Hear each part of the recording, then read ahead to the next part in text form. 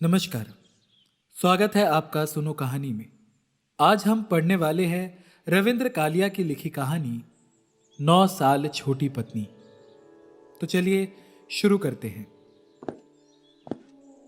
कुशल दबे पांव इस तरह घर में घुसा था जैसे घर उसका अपना ना हो, और खांसी आने पर वो गली में जाकर इस तरह जी भर कर खांस आया था जैसे मदन को नसीहत करने का मौका ना देने के लिए वो प्राह दुकान के बाहर जाकर खांसा करता है। फिर उसने सोचा कि वो शायद अपने अचानक आ जाने से तृप्ता को चौंकाना चाहता है। ये सोचकर वो मुस्कुरा दिया कि चौंकाने के लिए ये छोटी छोटी बातें ही रह गई है। तृप्ता ने कुशल को देखा तो सचमुच ही चौंक गई। उसने कुशल को देखते ही कागजों का एक पुलिंदा ट्रंक में छिपा दिया, जिसे वो दीवार से पीठ टिकाए फुसफुसा कर बड़ी एकाग्रता से पढ़ रही थी। उसकी आवाज़ में उतार चढ़ाव को भी लक्षित किया जा सकता था। उसने हाल ही में धोए हुए बालों को जूड़े के रूप में इकट्ठा करके उन पर अपना सर इस ढंग से रखा हुआ था जैसे बालों से तकिए का काम ले रही हो। कुशल को देखते ही उसके माथे पर ढेर सा पसीना इकट्ठा हो गया और वो खड़ी हो गई। उसके बाल खुलकर कंघों पर बिखर गए। उसने टेबल से लाल रंग का रिबन उठाया और बाल बांधने लगी। कुशल ने खाट पर बैठकर अपने जूते उतारे और बोला, आज मदन दिल्ली गया है। और मैं उठाया। तृप्ता की कमीज पसीने से देह पर चिपकती जा रही थी और गर्दन से पसीने के कतरे चूकर कॉलर बोन पर ऐसे रेंग रहे थे जैसे मेह के बाद बिजली के तारों पर पानी रेंगता है। उसने कमीज के पल्लू से मुंह पोंछा और बोली, आज तो बहुत गर्मी है। फिर उसने ट्रंक को खाट के नीचे सरकाते हुए कहा, मैं तो समझी थी प्रकाश खाना लेने आया होगा, आप इस समय कैसे आ गए? फिर उसने कुशल के चेहरे की ओर देखते हुए पूछा, तबीयत तो ठीक है? कुशल सोचने लगा कि यदि वो तृप्ता के स्थान पर होता तो इस समय कैसे आ गए के स्थान पर कहां से टपक पड़े कहता। तृप्ता को उत्तरोत्तर सुर्ख होते देखकर और ढूंढने पर भी ना मिलने के अंदाज में इधर उधर घूमते और दृष्टि दौड़ाते देखकर कुशल ने जेब से माचिस निकालकर तृप्ता की ओर फेंकते हुए कहा, ये लो। तृप्ता ने माचिस दबोच ली और बोली, आप कैसे जान गए थे कि मैं माचिस ढूंढ रही थी? कुशल को मालूम था कि तृप्ता माचिस नहीं ढूंढ रही थी, बल्कि छोटी सी बात को लेकर परेशान हो रही थी। उसने केवल उसकी घबराहट कम करने के लिए ही माचिस फेंकी थी। फिर उसने कहा, मैं जानता था तुम्हारी स्टॉप पर नजर नहीं जाएगी, हालांकि तुम्हें मालूम है कि माचिस वहीं पड़ी रहती है। तृप्ता ने स्टोव जलाया और चाय का पानी चढ़ा दिया और फिर स्वयं भी कुशल के निकट खाट पर आकर बैठ गई और पैर हिलाने लगी। कुशल ने कहा, पैर क्यों हिला रही हो? तृप्ता ने पैर हिलाना बंद कर दिया और पास रखा तौलिया उठाकर रगड़ रगड़ कर मुंह साफ करने लगी। पसीना सूख गया था और वो फिर भी तौलिया नहीं छोड़ रही थी। कुशल ने उसे आश्वस्त और शांत करने के लिए अपने लहजे को भरसक स्वाभाविक बनाते हुए कहा, कहानी लिख रही थी क्या? उसने तृप्ता की पीठ थपथपाते हुए कहा, मुझे लगता है कि तुम कहानियां लिखती रहो तो बहुत बड़ी लेखिका हो जाओगी। तृप्ता कुशल की ओर देखकर मुस्कुराई और उसकी बुरशट पर रेंगती हुई एक चींटी फेंकते हुए बोली, शादी के बाद तो कुछ भी नहीं लिखा, वही पुरानी कहानी पढ़ रही थी जिसे सुनकर आपने मेरा बहुत मजाक उड़ाया था। वो फिर पैर हिलाने लगी और शिकायत की मुद्रा में कुशल की ओर देखने लगी। कुशल ने महसूस किया कि कई बार बेवकूफ़ बनाकर उतना मज़ा नहीं आता जितना बनकर आता है। परंतु जब तृप्ता बिल्कुल निश्चिंत हो गई कि कुशल पूरा बेवकूफ़ बन चुका है तो कुशल को वो अच्छा नहीं लगा। उसने कहा, अजीब बात है, टांगे तो मेरी दर्द कर रही है और हिला तुम रही हो। फिर उसने कुछ देर चुप रहकर कहा, तृप्ता जरा मेरी ओर देखो। तृप्ता ने तौलिए को ऊपर सरका कर थोड़ी सी आंख नंगी की और फिर तुरंत मुंह छिपाती हुई बोली, आप मुझे डरा क्यों रहे हैं? डरा कैसे रहा हूं? कुशल को हल्की सी खुशी हुई। उसने तृप्ता के हाथ से तौलिया खींचते हुए कहा, देखो स्टोव शायद बुझ गया है। तृप्ता अतिरिक्त त्वरा से भागकर स्टोव की ओर गई जैसे दूध उफन गया हो और फिर कुशल की ओर पीठ करके स्टोव के निकट की पटड़ी पर बैठ गई। सहसा कुशल को लगा कि बाथरूम का नल खुला है। वैसे बाथरूम का नल तब तक खुला रहता है जब तक म्युनिसिपैलिटी उसकी रगों को पानी मुहैया कर सकती है। इससे पहले गली में शोर कर रहे बच्चों की आवाज़ भी उसे सुनाई नहीं दे रही थी। बच्चों का शोर सुनकर वो सहसा मुस्कुरा दिया। मदन जब कभी मूड में होता है तो दुकान में आने वाले ग्राहकों को कभी कभी कुशल का हवाला देकर सुनाया करता है कि भारत में तभी चैन से सोया जा सकता है जब रात को आप बच्चों की चिल्लापू को लोरी समझे और सुबह गली के नन्हे मुन्नों के सामूहिक रोदन से आप घड़ी के अलार्म का काम ले। इतवार की दोपहर तो कुशल जैसे तैसे करके घर में ही बिता लेता है, परंतु इस समय बच्चों की धींगा मुश्मी ना तो लोरी का काम दे रही थी और ना ही घड़ी के अलार्म की। उसने तृप्ता से पूछा, क्यों तृप्ता, गली के बच्चों के स्कूल कब खुल रहे हैं? तृप्ता ने मुस्कुराकर पीछे की ओर देखा। वो शायद अब तक संभल चुकी थी, या शायद उक्त प्रश्न की संभव्यता से प्रभावित होकर उसने सोच लिया था कि कुशल की दृष्टि इतनी पैनी नहीं है जितनी कि वो समझ बैठी है। वो स्टोव से केतली उतारने लगी। उसने कुशल के लिए चाय का प्याला तैयार किया और कुशल को पकड़ाते हुए बोली, आप शेप बना लो, मैं तब तक आपके कपड़े आयरन कर दूं। कितना अच्छा रहे अगर आज पिक्चर चले। मेरा ख्याल है पिक्चर तो हम मदन के लौटने तक नहीं जा सकेंगे। उसे दिल्ली जाना था, मैंने पैसे नहीं मांगे। पिक्चर जितने पैसे मेरे पास है। तृप्ता ने पैरों से ट्रंक को खाट के और भी नीचे धकेलते हुए कहा, कल सोम दे गया था। कुशल की लंबी नाक चाय के प्याले में डूब गई। उसने अंतिम घुट भरने के बाद खाली प्याला तृप्ता के हाथ में थमाते हुए कहा, पहले चाय का एक और कप, बाद में कुछ और। कुशल कल से ही सोम की चर्चा में आनंद ले रहा था। कल जब सोम घर का पता जानने के लिए दुकान पर आया था तो कुशल जानबूझकर सोम के साथ स्वयं नहीं आया था, बल्कि उसने दुकान के चपरासी के साथ सोम को घर भिजवा दिया था। जब सोम आया था तो कुशल एक पत्र टाइप कर रहा था। जब वो चला गया वो फिर टाइपराइटर पर झुक गया और टाइप करने लगा। सोम डरपोक था कि तृप्ता डरपोक थी? नहीं सयानी, सोम डरपोक था, सोम डरपोक है, सोम डरपोक रहेगा। तृप्ता डरपोक थी, तृप्ता डरपोक। कुशल ने मदन की ओर देखते हुए कागज निकाला और मेज के नीचे ले जाकर रद्दी की टोकरी में फेंक दिया। शाम को जब वो घर लौटा था तो सोम जा चुका था। भोजन के बाद जब तृप्ता तश्तरी में आम ले आई, उसने जानबूझकर नहीं पूछा कि आम कौन लाया है। आम की गुठली चूसते हुए तृप्ता ने कहा था, 5 बजे तक सोम आपका इंतजार करता रहा। कुशल ने उत्तर नहीं दिया और तृप्ता को चाय के लिए कहकर नल की ओर चला गया था। सोम कह रहा था, माँ बहुत याद कर रही थी। नल से लौटकर कुशल ने देखा तृप्ता के गालों पर आम का रस लगा था। उसने तृप्ता की बात अनसुनी कर दी और तौलिए से उसके गाल पोंछ दिए। चाय का दूसरा प्याला पीते पीते कुशल भी पसीने से भीगने लगा। उसने बुरशट उतार कर खाट पर रख दी और अपनी छाती के घने बालों में तिरता हुआ पसीना पोंछने लगा। काले बालों के बीच एक सफेद बाल पर उसकी दृष्टि गई तो उसने उसे अंगुली पर लपेटकर जड़ समेत उखाड़ दिया और फिर छाती पर हाथ फेरने लगा। तृप्ता ने टेबल घसीटकर कुशल के आगे कर दिया और उस पर शेव का सामान टिका दिया। कुशल मुंह पर हाथ फेरते हुए आईने में अपना चेहरा देखने लगा। आप अब शेव बना लीजिए, तृप्ता ने कहा और कुशल की उतारी हुई बुरशट को चूहिया की दुम की तरह पकड़कर बाथरूम में ले गई। कुशल ने रेजर में ब्लेड फिट किया और देर तक मुंह पर साबुन की झाग करता रहा, परंतु उसका शेव बनाने का जी नहीं हो रहा था। उसे मालूम था कि अगर उसने शेव बना ली तो नहाना भी पड़ेगा और नहाने के लिए वो बिल्कुल तैयार नहीं था। उसकी पिंडलियों में दर्द हो रहा था और देह का हर जोड़ टूट रहा था। ये सुबह से हो रहा था और यही कारण था कि वह सुबह भी बिना नहाए निकल गया था। इस अद्भुत थकावट और विचित्र दर्द से कुंद होकर उसने आज सुबह उठते ही तृप्ता से कहा था कि क्या कारण है कि वो कल से अतिरिक्त प्रेम कर रही है। कुशल को चेहरे पर झांक करते देख तृप्ता ने पूछा कि वो क्या सोच रहा है। यही कि कुशल ने रेजर को पानी में गीला करते हुए कहा, इस पहली को एक नई खाट ले आऊंगा। तृप्ता को सुझाव बड़ा फिजूल लगा। बोली, मैं तो बहुत कम जगह घेरती हूँ। कई बातें अभी तुम्हारी समझ में नहीं आ सकती, तुम अभी बच्ची हो। कुशल ने आईने में से तृप्ता की ओर कनखियों से देखते हुए कहा, कई बार तो तुम्हारे मुंह से दूध की बू भी आती है। तृप्ता कुछ देर अवाक सी उसकी ओर ताकती रही, फिर बाथरूम में चली गई। जब वो स्नान करके लौटी तो कुशल तब भी चेहरे पर झाग बना रहा था।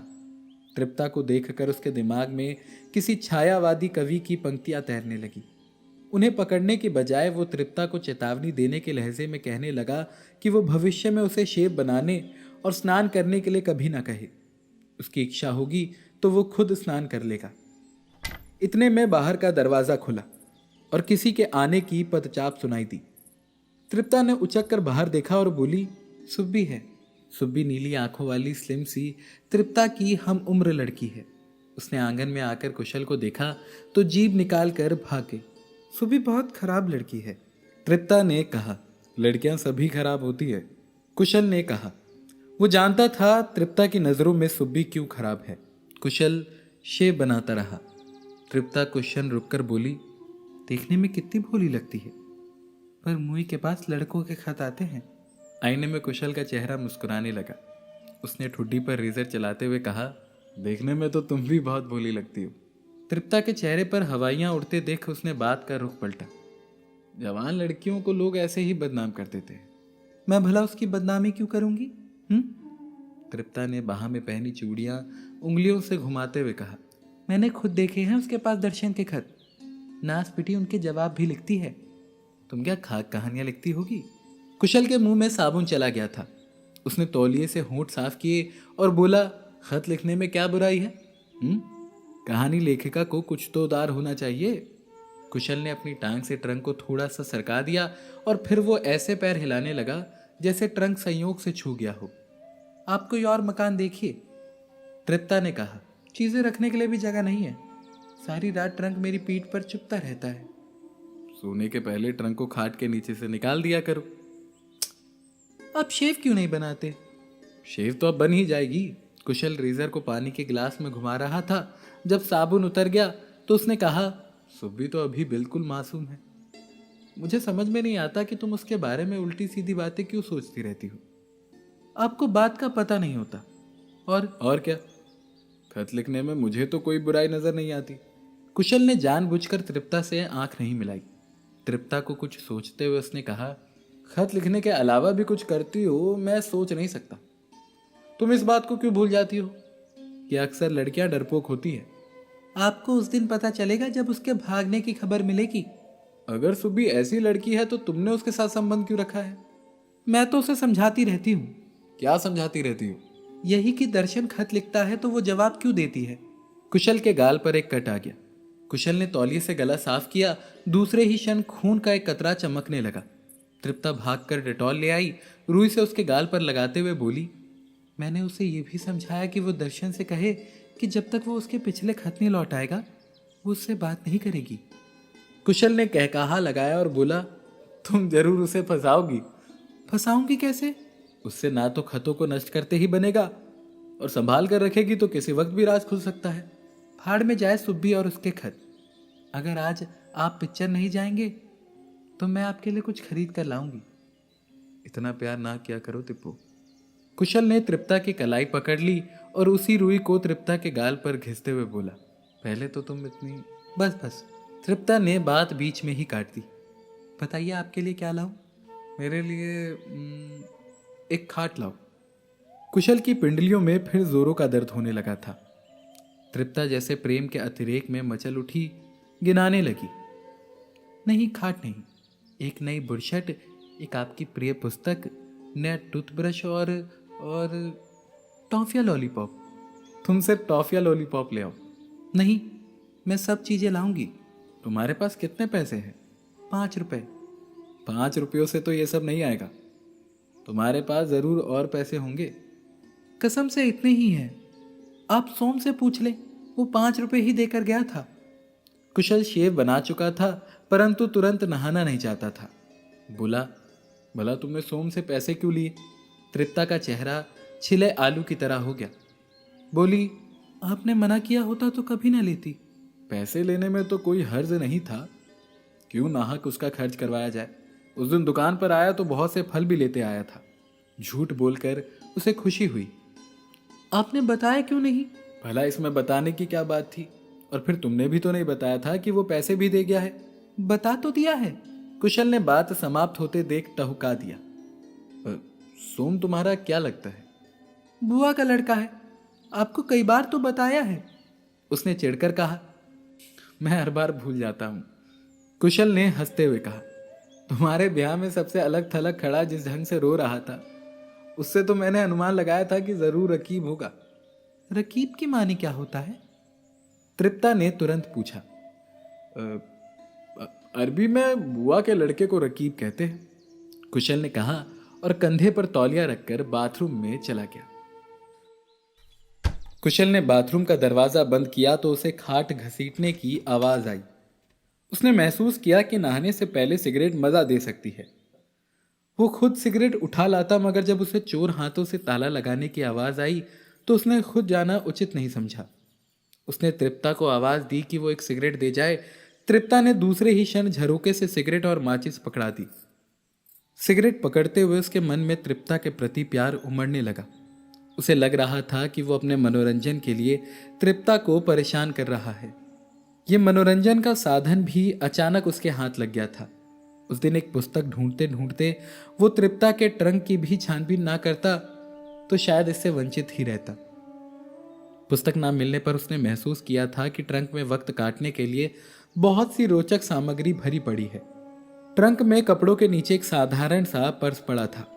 पर्स में मैट्रिकुलेशन का सर्टिफिकेट, टूड़ी मुड़ी सी दो एक तस्वीरें जिनमें युवक भेष में तृप्ता का एक चित्र था, माला से बिखरे हुए कुछ मोती, एक मैला पिक्चर पोस्ट कार्ड, एक सेंट की लगभग खाली शीशी बहुत हिफाजत से रखी हुई थी। मैट्रिकुलेशन का सर्टिफिकेट देखकर कुशल शिथिल हो गया था। उसे लग रहा था जैसे अनजाने में उससे चूजा ज़िबहा हो गया हो। सर्टिफिकेट के हिसाब से तृप्ता की उम्र कुशल से 9 साल कम बैठती थी। उसने सर्टिफिकेट से तृप्ता के अंक भी ना पड़े थे कि वापस पर्स में रख दिया। ट्रंक में सबसे नीचे अखबार का एक बड़ा कागज बिछा था, मगर साफ पता चलता था कि कागज के नीचे कुछ है, क्योंकि कागज एक जगह से ऐसे उठा हुआ था जैसे उसके नीचे एक बड़ा मेंढक पड़ा हो। कुशल ने बड़ी एहतियात से वो मेंढक निकाला। कागजों का एक खस्ता पुलिंदा था जिसमें दोनों के खत थे, सोम के भी और तृप्ता के भी, जो शायद तृप्ता ने चालाकी से वापस ले लिए थे या सोम ने शराफत से लौटा दिए थे। खत पढ़ते पढ़ते कुशल कितनी देर तक हंसता रहा था। तृप्ता ने वही बातें लिखी थी जो कभी कभी भावुक होकर उससे भी किया करती है। सोम के खत पढ़कर तो हंसी से लोटपोट हो गया था। सोम की शक्ल देखकर तो अनुमान नहीं लगाया जा सकता है कि वो इतना भावुक हो सकता है और हिज्जों की इतनी गलतियां कर सकता है। इस बार जब सोम आया था तो उसने थोड़ी थोड़ी मूछें भी बढ़ाई हुई थी। कुशल को यह बात बड़ी अजीब लगी कि मूछें बढ़ाकर भी आदमी भावुक हो सकता है। मूछों वाला भावुक।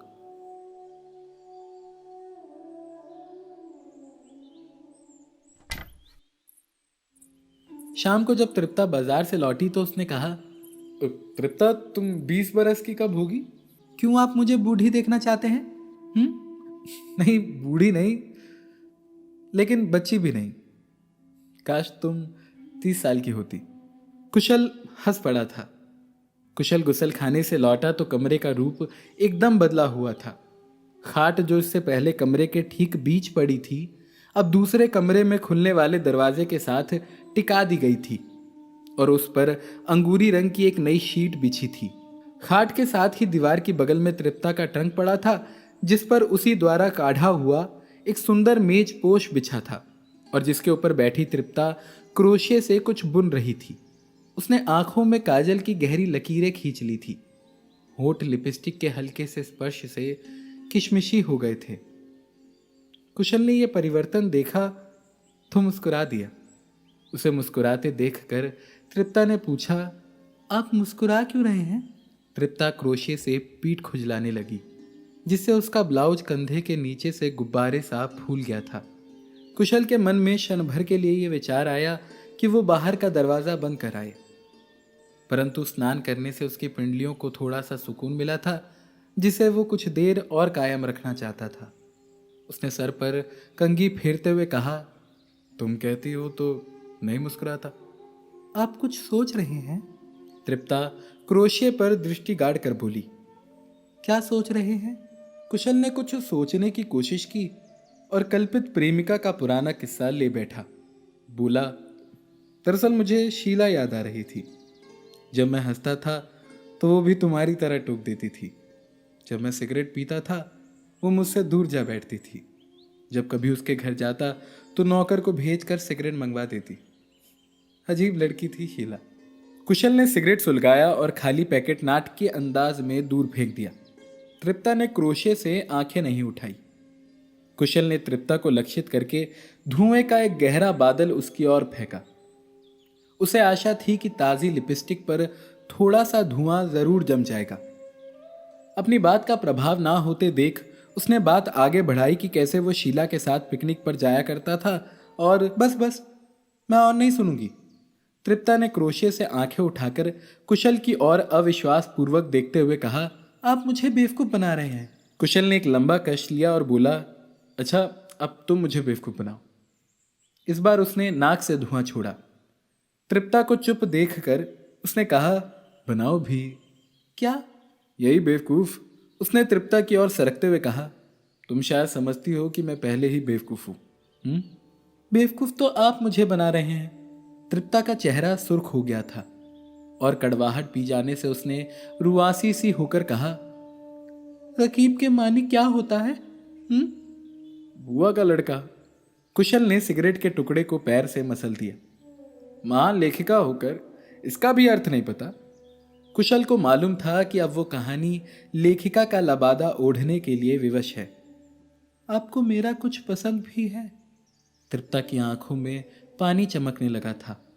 वो चाहता तो आसानी से तृप्ता को रुला सकता था, परंतु उसने ऐसा नहीं किया। इधर उधर सिगरेट का कोई बड़ा टुकड़ा ढूंढते हुए उसने निहायत सादगी से कहा, निश्चित ही मुझे तुम्हारी रचनाएं पसंद आ सकती है, लेकिन तुम सुनाओ तब तो। तृप्ता ने कुशल की ओर नहीं देखा। उसकी बात भी अनसुनी कर दी और घुटनों में सर देकर बैठ गई। पहले तो कुशल के जी में आया कि तृप्ता को चुप करवाया जाए और उसी बहाने प्यार भी किया जाए, परंतु उसने महसूस किया कि बिना सिगरेट के कश खींचे प्यार नहीं किया जा सकता। भावुक तो बिल्कुल नहीं हुआ जा सकता।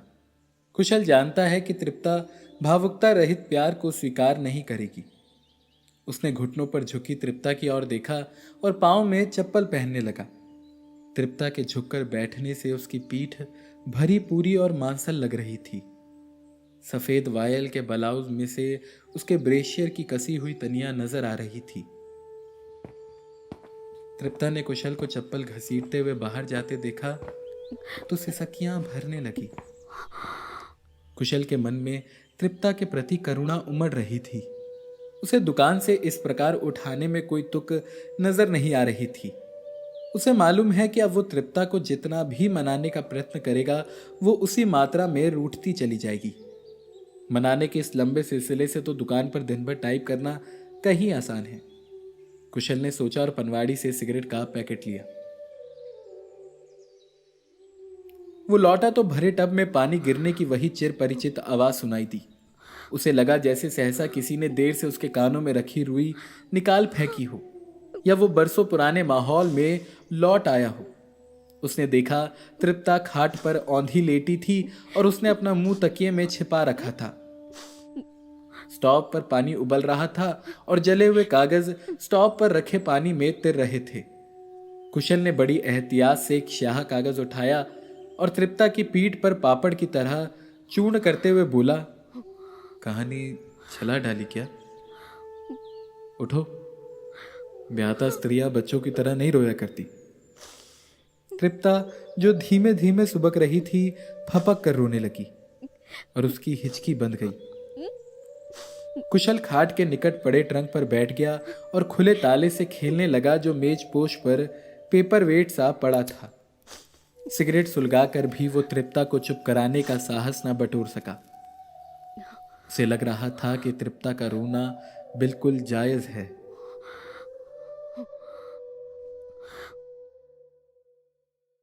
बस कहानी खत्म। आपको ये कहानी कैसी लगी आप हमें कमेंट में लिखकर बता सकते हैं और साथ ही आप हमें इंस्टाग्राम और फेसबुक पर भी फॉलो कर सकते हैं और नई कहानियों के लिए सब्सक्राइब करिए सुनो कहानी यूट्यूब चैनल को। तो मिलते हैं अगली कहानी के साथ। धन्यवाद।